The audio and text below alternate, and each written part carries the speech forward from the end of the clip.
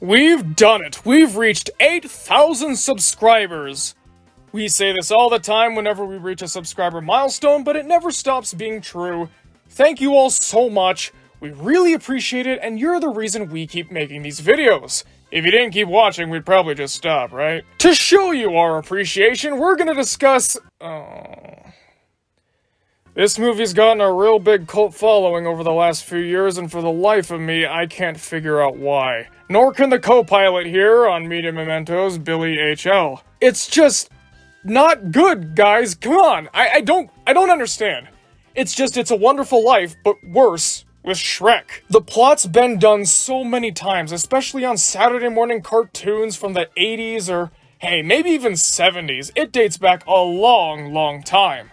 The writing is bad, it's a bad ending to the Shrek franchise, unless you count Puss in Boots, which then I guess it's still going. But I'm not the person to talk about this. There's a resident Shrek expert, or Shrekspert as they're known to be called, here on this channel, and it's none other than the aforementioned Billy HL. Yeah, he's definitely the guy to talk about this. Call me when there's a moral oral movie with this premise, then we'll talk. Alright, Billy, take it away! I'm gonna go get a sandwich or something.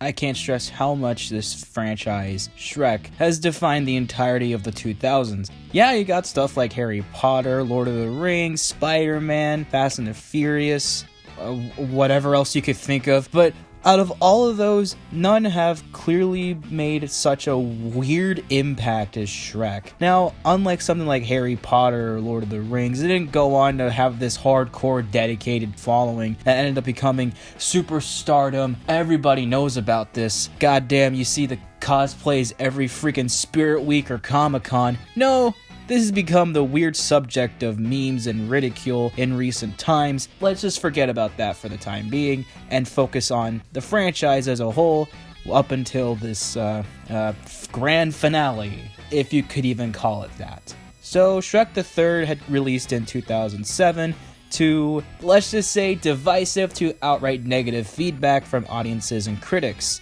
This, as a result, diminished the value of the franchise almost 2 years after it had struck gold with Shrek 2, being the highest grossing film of 2004 and having a flock of merchandise, which a lot of people had already criticized, but it was especially bad when Shrek the Third was being released. And so the franchise had been seen as nothing more than kiddie fare, meant to sell a bunch of junk food and all these really cheap looking toys that were far cry from the McFarlane lineup, that's for damn sure. And obviously, after a couple years, people were anticipating the next film. Every 2 years, there was a new Shrek film coming out. And yeah, there was going to be 2 more films to follow Shrek the Third. The 4th one answering some questions people might have still had about the characters, and the 5th one officially capping things off, detailing Shrek's childhood leading up to the first movie. However, Jeffrey Toy Story Black Friday Real Katzenberg ended up seeing a rough cut of Shrek 4 and thought, this is the perfect end to the franchise. I mean, I gotta commend him for consciously ending the franchise before it got to film,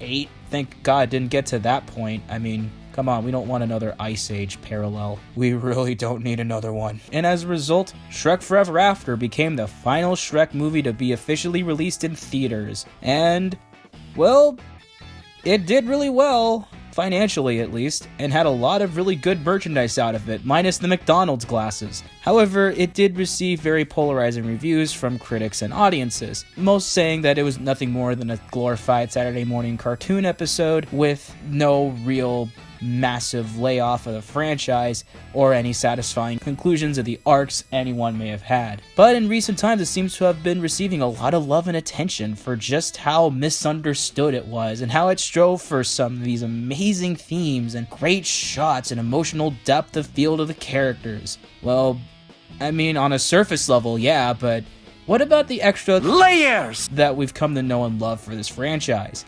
You know what? I'm sorry, there just isn't anything. And I'm not just trying to say that for clickbait nonsense or whatever. There's seriously not much to go off of, if at all. But before I can get into the real nitty-gritty of the negativity of it, I want to talk about some things it does decently well. For one, the premise itself isn't inherently awful, look at the Shrek comics. They were short little snippets of kind of like an indication of what a Shrek Saturday morning cartoon show could hypothetically be like, mostly involving Shrek and his pals in these sitcom situations in his day-to-day life, but sometimes they would actually visit other fairy tale scenarios or make fun of stories like Gulliver's Travels or Charlie and the Chocolate Factory. These were fun and cute and really just showcased good banter between the characters we all know and love in the Shrek universe. And, well, they're satisfactory enough. In a scenario where Shrek goes to a world where he was never born is not a bad idea for the comics. It would fit right in with the likes of these things. But as a film installment meant to end the series on a high note,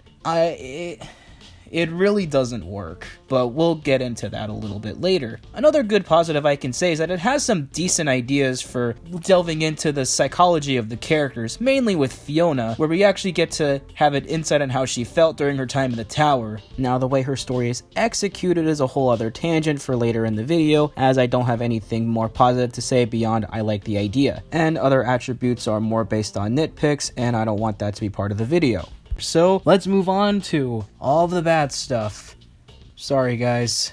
I'm gonna have to lay some groundwork on you. I'm gonna have to spit some goddamn facts. This film sucks. And I'm not just saying that just to be funny. I legitimately think it's a terrible experience. Why? Well, you know how I said the plot worked really well as a comic book or a TV episode for a Shrek series that would probably never happen, but hypothetically speaking, it'd work. As a movie, oh my god, why is this even an installment? For one thing, it's just a rip-off of a classic movie. And when you rip off a classic film, especially for your major franchise, that's a clear sign of running out of ideas to try to embrace any kind of new themes or character development. In a way, it just kind of makes it look like you're just getting it out of the way as fast as possible. In fact, given that this was the finale, and that's probably the case, they were like, yeah, this works, just end it here. We're not gonna care, no one's gonna mind, we're just gonna make money off of this anyway. And indeed, it did make money, but nobody liked it. Well, except for now, but let's forget about that. And,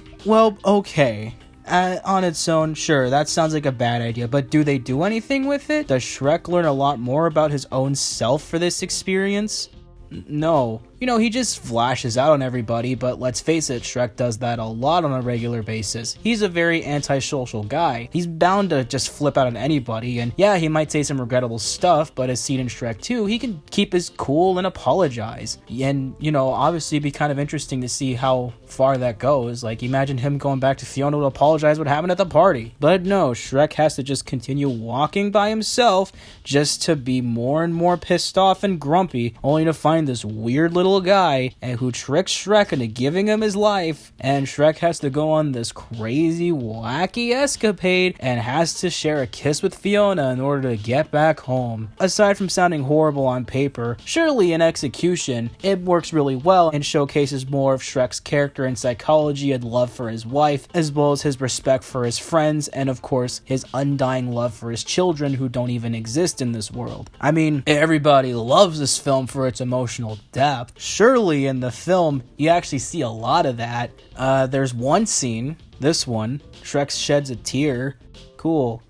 Who wouldn't shed a tear in that situation, though? Now, I don't mean to sound harsh or rude or anything, especially in the context of this being a very emotional, self-existential journey. But the fact that this has been done so much better before, and it's not really improved upon here, other than just a few scenes with Shrek actually showing more emotion than he did in the other films, but he didn't need to shed a tear for us to really understand how he's feeling. Look at the first movie, for instance. He has a multitude of emotions when he lashes out at Donkey after giving Fiona the Farquaad. There's anger, sadness, fear, regret, uncertainty, just absolute bitterness, just so many emotions and feelings and ideas and scenarios just racing through his head, putting him in this extremely depressive spiral that could only lead to even greater disaster, but he's only able to let it out at Donkey, who is literally the most vulnerable character in this whole thing. In this, it's just one emotion, sadness. And it's in a situation that literally anybody can feel sad in. It's not personal to his character or to anyone else, other than I've never seen an ogre cry. it kind of goes against everything that the first 3 Shrek films are trying to establish with more multi-layered emotions, and also showing the technology of CGI with more complex emotional depth and expressions and movements of the characters. That's another thing I like to talk about in the 4th film. Yeah, you know how in the original 3, there was a greater emphasis on the slower movements of the characters and really just having this layer of depth and slight realism? I mean, the second one, they definitely blow things out of proportion a little bit more, but it's not like over the top or anything, or trying to be more cartoonish and having these crazy bright colors everywhere. What I'm trying to say is, not only was this animation style chosen for a more cemented narrative, but also to showcase the technology at the time and the improvements as well, because CG, unlike something like traditional animation or even stop motion, there's a greater range of emotional possibilities, both in the physical sense and in the emotional sense. That's why CG is kind of the norm today for a lot of modern animated films, as much as people are kind of getting sick of it. I mean, I'm tired of it myself, but there's a good reason why it's become pretty much the top choice to this day. Gotta thank the depth of Shrek for that.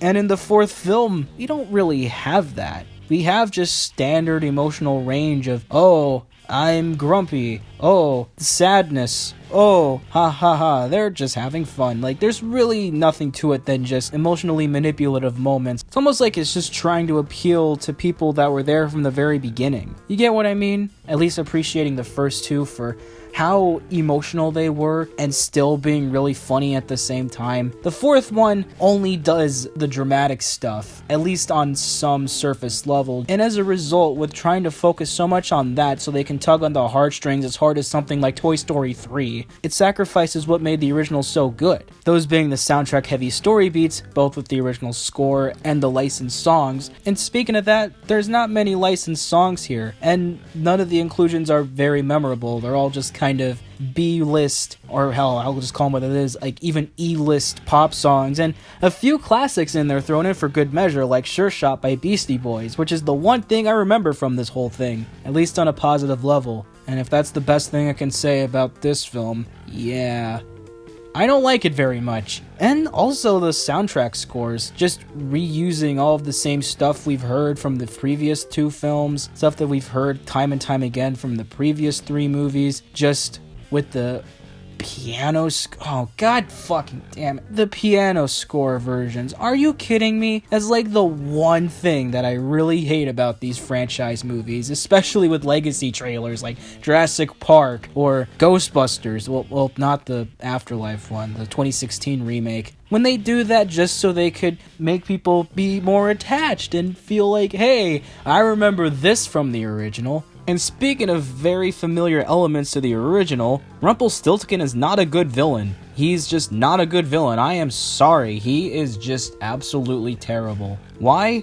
He's just Lord Farquaad again. He has the height of Lord Farquaad. He has the complex of Lord Farquaad. He has that hatred of creatures like Lord Farquaad, even though it's mostly targeted towards ogres for plot convenience. He's basically Lord Farquaad, and he's also basically Prince Charming as well. He wants to take the crown and far, far away, and he actually does that and turns it into an apocalyptic wasteland. Wow.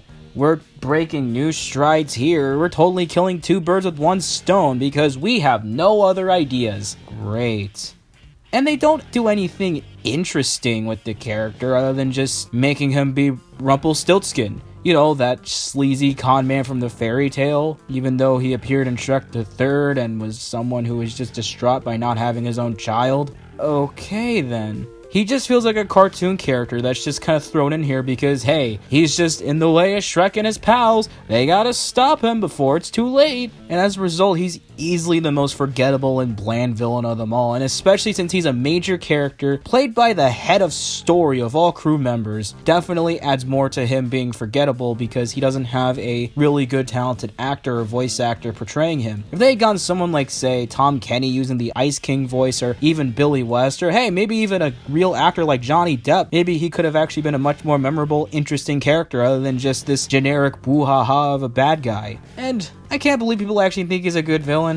Comparing him to Thanos, I mean, come on, really? But let's move on to another element of the film that I really want to get off my chest. You know, aside from all the more action-based scenes with the witch brooms and the funky looking pumpkins. Oh, and the dragon shows up at the very end for, like, no reason. There's really no enticing moments here of, like, real engagement. Yeah, people criticize the first film for being a slow-moving film, but at the very least, they had some good writing and banter between the characters to make up for it that also reveal more of their personalities. Because of the setting of Shrek being in this alternate reality, he has to explain stuff to people. And just more reassurance from Rumpelstiltskin of literally the rules that apply to this world. Like we're fucking idiots or something. I mean, I get it's a kid's movie, but still, give him some kind of dignity. The original movies didn't have to do that. Not even Shrek the Third had to have that much exposition. It was just heartfelt talk-to-talk moments. Here, it's just, Fiona had a curse. You know, it's not like you've seen the original, but now we get to Fiona. And I believe this is where the tell, don't show mentality really takes its toll. Oh boy. So, this pivotal moment when Shrek and Fiona try to share that kiss, and it doesn't really do anything, which really is more just a moment of, oh no, I'm stuck in this reality and I'm gonna die. But aside from that, we get to hear what Fiona had to say about her time in the tower, and, you know, I do respect what they're trying to do here. I really, really do. Having this real dramatic monologue where she's talking about how she was just traumatized that whole time in the tower, always having to wait a long time and chasing a lifelong dream that's never meant to be. But that doesn't really cultivate with the themes that were developed in the original. She was really chill when Shrek come to rescue her. She just believed, oh hey, now is the time. And she isn't like hyper ecstatic or anything, she was just prepping for it, like all fairy tale creatures do. They just wait for the miracle to happen. And yeah, it's not healthy on a mental state. That's just how she was raised. And, you know, in a weird way, a lot of fairy tales do just kind of have these weird, convenient moments that are just like, oh, okay, cool, yeah, let's just go. And I'd argue the whole point is Shrek itself is a mockery of fairy tales, but in a weird way was kind of its own legitimate fairy tale because, you know, nothing has to be perfect with the dashing prince and the beautiful princess. It could just be weird as fuck, like an ogre going on this quest to rescue a princess for some tyrannic ruler, only to confess to the princess and end up marrying her while also breaking her curse. It's weird as hell.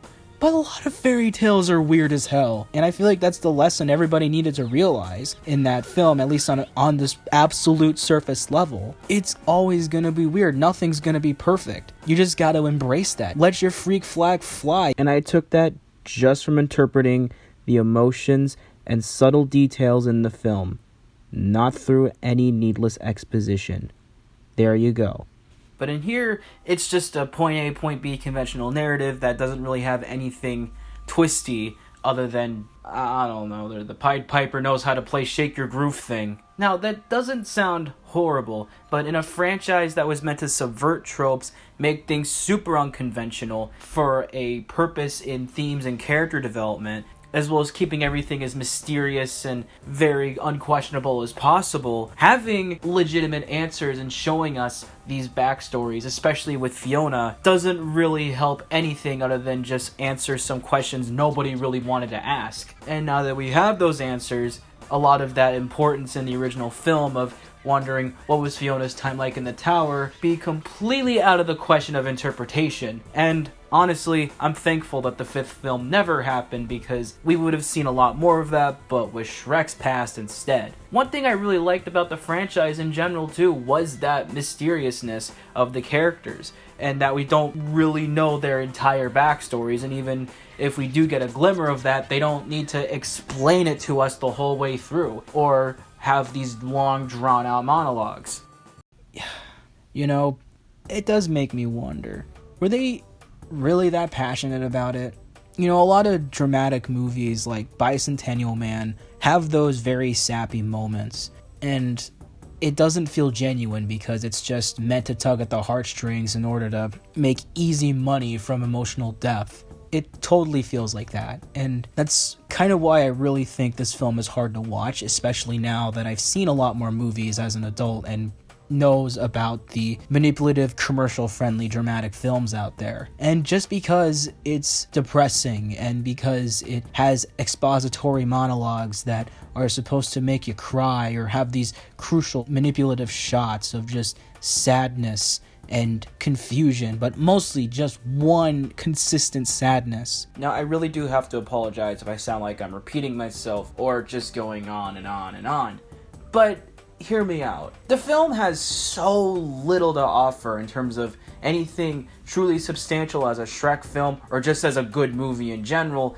that I kind of have no choice but to keep going on and on and on and exemplify my points further, especially since everybody has already talked about this film in depth, going on and on and on about how good it is, and really not having much to go off of already. It's just really difficult to actually try and go in depth as to why this thing is terrible, other than just constantly bringing up the fact that it really only does things on a surface level without any real emotional depth. I just can't enjoy it on any level, even ironically, as just Shrek fanfiction, because it's kind of what it is at the end of the day. Doesn't really understand the themes of the originals, just kind of throws the characters in these situations. For something that's supposed to end the series on a high note and have the arcs completed for all our characters, nobody really changes. For one thing, the characters we know and love were in this alternate reality. After they learn or get back to their old ways, they're dead. And even worse, our lead, Shrek, doesn't learn a damn thing when he comes back from his warped reality. And that's just an insult to all the movies before this. You see, the whole point is Shrek's supposed to learn about self-love throughout the whole thing, right after he gets out of that reality. But the truth is, he was just trying to get out. And at the end, he really doesn't learn anything aside from all those weird things ogres had the abilities to do. Which, I mean, if that's the most he got from it, what's the fucking point? Oh yeah, but he mentions this one line to Fiona. You know, I always thought that I rescued you from the Dragon's Keep. You did? No. It was you that rescued me. But it's so cheesy and exemplifies my point of this being emotionally manipulative drivel that I'm not even going to dwell on it too much. You've heard me complain about that enough already. He just slightly gets more appreciation for the people around him, but didn't he already love them? Like, even if they got on his nerves, he still appreciates them for sticking around. I mean, even in Shrek the fucking Halls, we got to see that firsthand how much he really appreciates his friends and family, even though he just lashes out on them. And at least that one also delves into his own personal psyche, much like the first three films tried to do. And the fourth one, well, we only get that beginning act where he's constantly being harassed by all these people that berate him as this folk hero. And why didn't they expand on that more as the final installment? Because, you think about it, in the first movie, he was in this role as this big, scary ogre, and he embraced it to hell, because that's what he was raised to believe, and he hates that to death. But he still does it anyway, because lashing out at everybody is the only way he could really feel better about himself, even if it is just embracing the toxic majority mindset. But when he meets Donkey and Fiona, he realizes that there's really no need to embrace that, and that people will respect him for who he is if they just sit down and talk to him. And he wanted that, and he got that, and he became a better person as a result, mostly to himself. And we get to Shrek 2. We expand on that further, where he's more doubtful about himself more than ever, even though he married Fiona, he's friends with Donkey. People have respected him a little bit more in the general continent, but he still has a long ways to go in proving to people that just because he's a big monster doesn't mean he literally is a monster. And it got to him there even more because he has to impress Fiona's family, and for that matter, her entire kingdom. So he tries to go out of his way to literally change himself in order to be accepted by the people. But he doesn't realize that it really only made him even more unhappy and ended up making him lose the love of his life. But it really just goes to show how much he'd sacrificed for Fiona. And hell, even in the third film, we have that really good heart-to-heart he has with Arthur, which, yeah, that one is more exposition, but it's not emotionally manipulative, and it just feels genuine and really just shows how more open he is about his past, talking about how he used to believe that he was a monster and learned to ignore what everyone else had said and just accept himself for who he is. Ultimately, that kind of shoots itself in the foot in the third film because he's having to contemplate his responsibilities as king, which he already decided to give up, as well as thinking he's just going to be a bad father because reasons. But that's a whole other tangent. I'm not going to talk about that unless you want me to, but probably not. But in the fourth film, everybody has now accepted Shrek for who he is. However, there's a giant catch.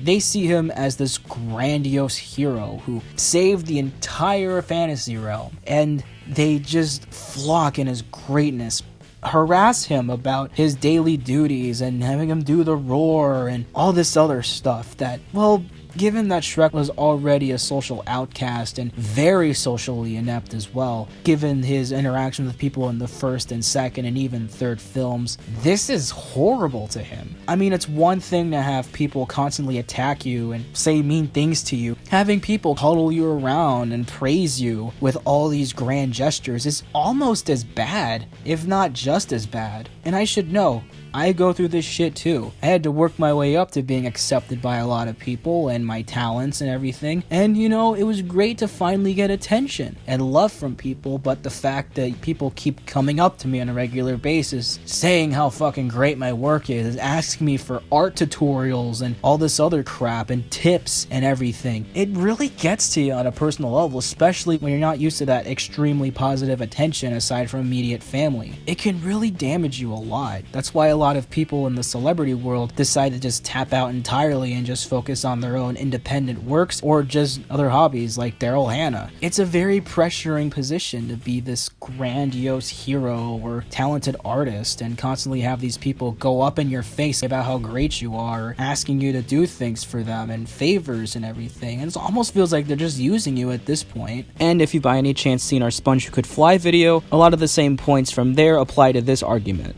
It's just not pleasant. In exploring that to fulfill Shrek's self-journey and finally realizing that the only real love he needs that'll calm him down is the love with his friends and family, and especially Fiona. That would be the most authentic ending to the franchise, because we truly have grown with Shrek, and now he truly appreciates Fiona all the more because she's the one that loves him for who he is. And the same thing could even apply to Donkey and Puss and all the other fairy tale friends he's made over the years. Why couldn't we get that movie? Because it doesn't sell toys or McNuggets or makeup or video games or those horrible Twinkies with the green filling, and that just breaks my heart. And that's why I don't think Shrek 4 works as a film at all and is far from underrated. Now, I'm not trying to shoot down anybody who enjoys this film. Regardless of whether you enjoy it or not, it's still technically not a good movie. Mostly because it has all these problems with the characterizations, the authenticity of the minds of the filmmakers behind this, as well as the fact that it really just seemed like a product made to get the thing done as fast as possible, have a half-hearted emotional finale so there's some kind of a conclusion, and not have it just end abruptly like, oh, okay, when's the next film coming out? I mean, I respect them for that, but at the same time, they really needed to up their game to make something a lot more satisfying. I get it. People were getting tired of seeing Shrek all over the fast food products and Walmart deals and just anything that literally is meant to sell anachronistic cameras or anything, you know, that wouldn't exist in Shrek's time period. And the production cycles and the psychology of the filmmakers don't really make anything better. That's why I neglected to really bring it up in this specific video, because like the film itself, there's hardly anything to go off of other than a handful of B-roll footage of our main actors and maybe a few interviews with the actors and crew. Again, not much to write home about. Unless there's enough depth and enjoyment value and something personal to the table, then I could excuse it. But given that this was made, once again, by people looking for a paycheck, it just isn't worth it. I really don't think it's worth it. That's why I believe Shrek Forever After is not an underrated movie. Far from it.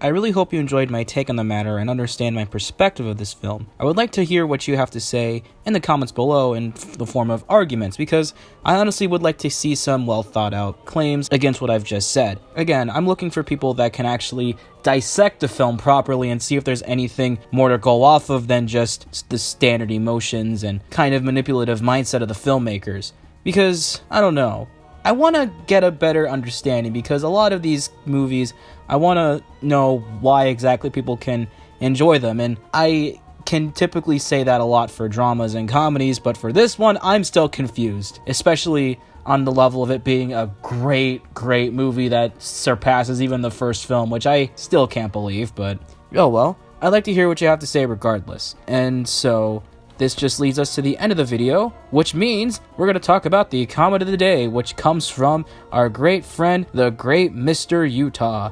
Never seen this series before, but it sounds interesting. And I saw your post about video game videos. Honestly, if they never do well, they're not worth it. You guys shouldn't keep cranking out content while constantly worrying if anyone is going to see it. I definitely agree on that sentiment, and we chose this comment because he brings up a really good point about these videos.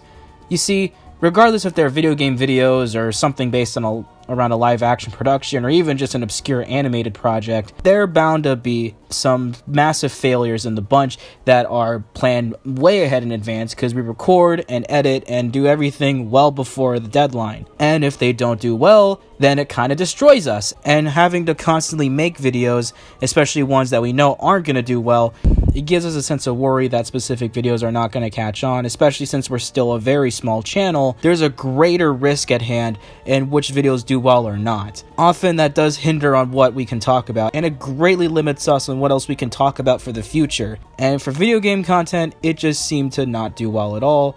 And besides, there's plenty of other video game YouTubers out there that you can go watch right now that have better insight on games than we do, because we're not hardcore gamers. So yeah. Thanks to Leon Kawada not doing very well at all, and as of the recording has not even broke 300 views, we're pulling the plug on video game videos altogether. Hope you can understand that. And if you wanted to see more video game videos, sorry.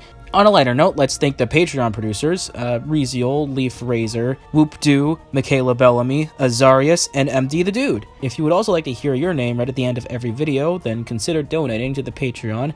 There is a link down below, and there is also a link to our Discord server.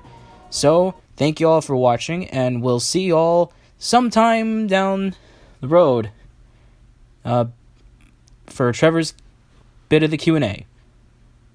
And also another video. Look forward to that.